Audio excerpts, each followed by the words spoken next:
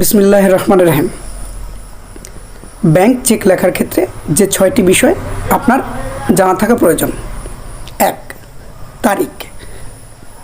Bank চেকে তারিখ প্রদান করার পরে ওই তারিখটা ৬ মাস পর্যন্ত ভ্যালিডিটি থাকে, অর্থাৎ ৬ মাস ওই চেকটা ব্যবহার করা যাবে। ২.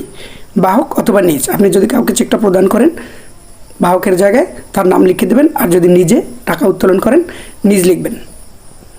৩. কথায় লেখা। আপনি কত টাকা তুলবেন সেই টাকাটা কথায় লিখে দেবেন। কথায় লেখার ক্ষেত্রে অনেকে ১.৫ লাখ, পরে ২ লাখ এইভাবে লেখেন। আপনি এভাবে না লিখে ১,৫০,০০০, ১,৭৫,০০০ এভাবে লিখবেন। ৪. অঙ্কে লেখা।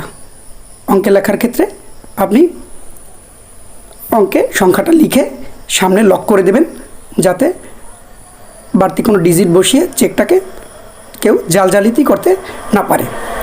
সবসময় যদি চেকটা আপনি বাংলায় লেখেন পুরোটাই বাংলায় লিখবেন, যদি ইংরেজিতে লেখেন পুরোটাই ইংরেজিতে লিখবেন। ৫. আপনি যথাযথ জায়গায় চেকে স্বাক্ষর করবেন। ৬.